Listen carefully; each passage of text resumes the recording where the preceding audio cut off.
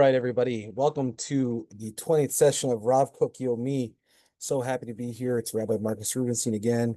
Wonderful, wonderful to be with you here today.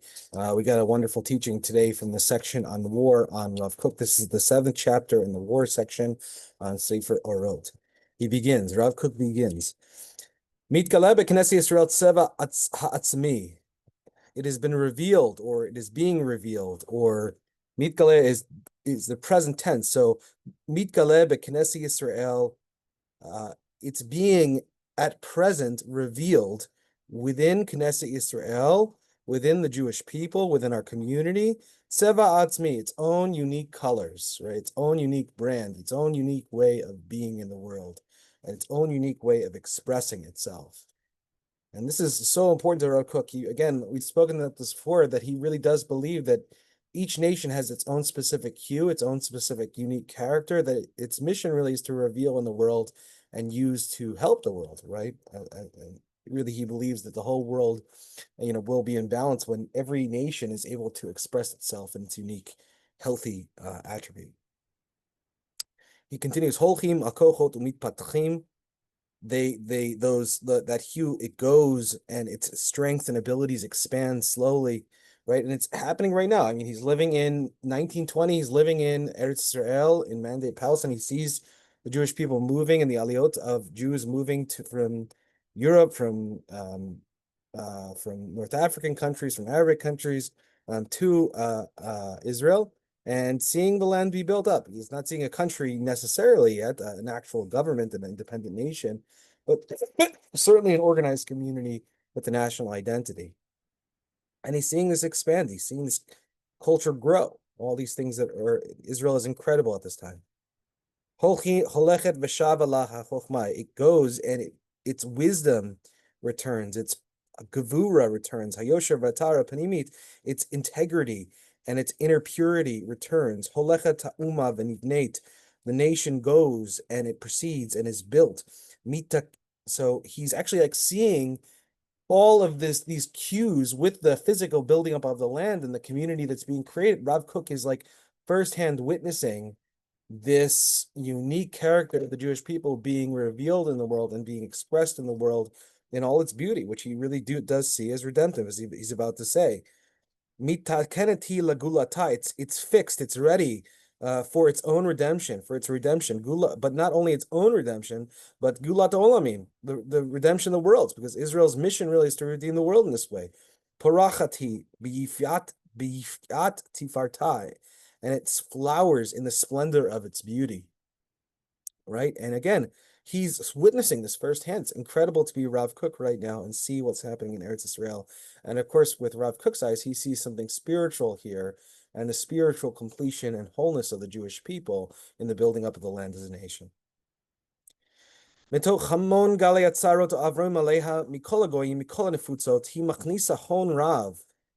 So he says, because of the great waves of oppression that have passed over us, or because of it, or mikol hagoyim, from all of the other nations of the world, mikol nefutzo, from all the scattered Jewish people all over the world who are experiencing trauma and oppression.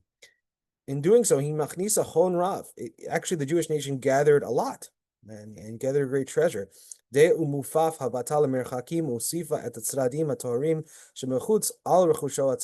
was able in its galut, in its scattering, to actually, in its faraway places, to actually add to its own purity from the lands of the world. And this is I think Rav Kook here is getting this from a Hasidic concept here, that many Hasidic Rebbeim have said in the past that the reason the Jewish people were scattered and had to be scattered amongst in galut, certainly in Luriana Kabbalah as well, is that there are these hidden sparks of divinity, right, that are buried under, that need to be freed, that need to be connected to the Jewish people by way of our living in galut, by our way of living outside of the land of Israel. And in doing so, over the 2,000 years of galut, and even the oppression and the darkness we face, we've actually been able to gather inner sparks of spirituality, of beauty into ourselves. And this is an important stage for Rav Kook and for Hasidic Rebbeim in general, and specifically from the Kabbalistic and mystical tradition.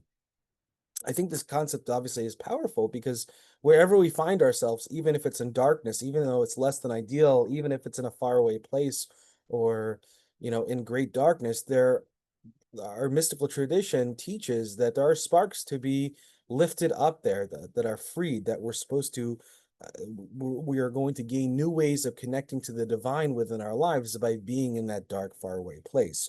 And he's, of course, relating this to the entire nation, that there was a reason for this.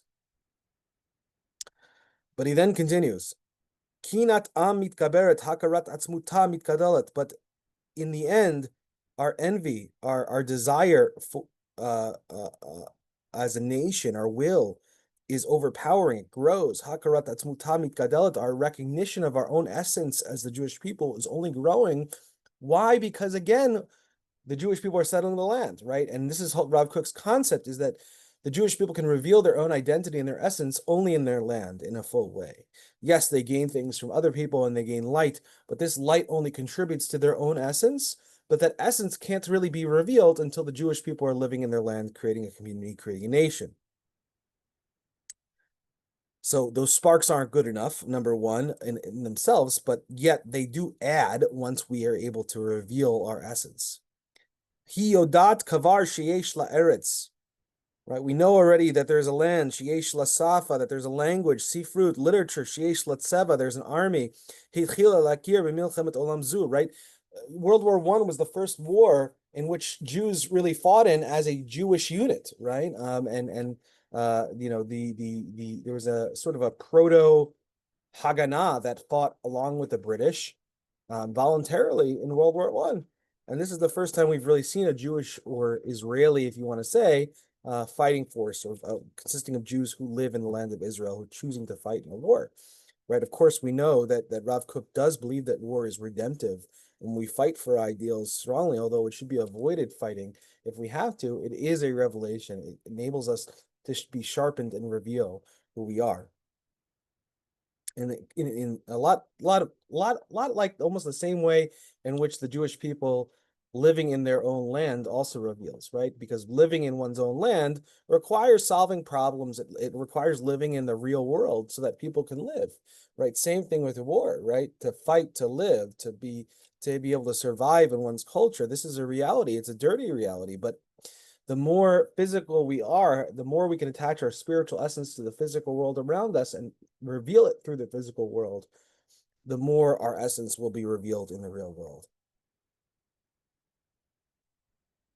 So he continues, Val kulam yodati, and everybody knows, sheyesh la'or chaim yuchadin, that we have this special light, unique light, shem miatrim ota metrim et olam kula al yada, right? That we are crowned in it, but that not only this, and Rav Kook always seems to move to the next level. It's not only that the Jewish people are crowned in this great light of their essence, but the whole world is crowned, is coronated, is made beautiful by this light of the Jewish people, this unique light of the Jewish people.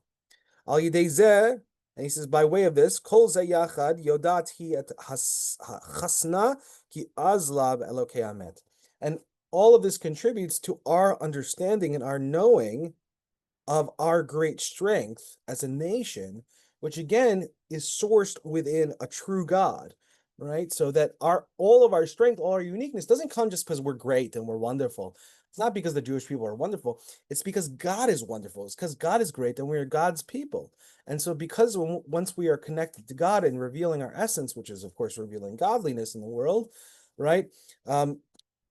We're able to connect to God and we are able to recognize our own strength. But I think it's important to note that recognizing that strength is really important, but it's also recognizing the source from which that strength comes from. I think this can easily come into egotism when we realize that this strength is when we think that this strength is our own strength. It's not from God, or it's not because God is great, but it's because we are great. No, we are only great when we are identified, when we are connected, when we serve Hashem. That's what gives the special, unique light and essence to the Jewish people. We've got nothing as the Jewish people if we're not connected to Hashem, which again, I think is an important idea in Eretz Israel and Zionism in general, in the state of Israel.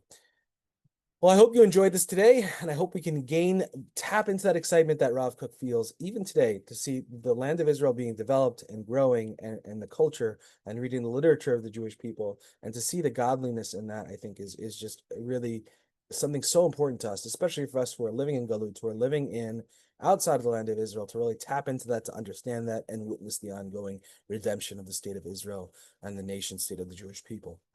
Thank you so much for coming today. Really appreciate it. Thank you for listening, whether in person or online. And we'll hopefully, B'ezras Hashem, be back tomorrow with our 21st lesson on Rav Kook Yomi. Thank you so much, everybody. Have a good day.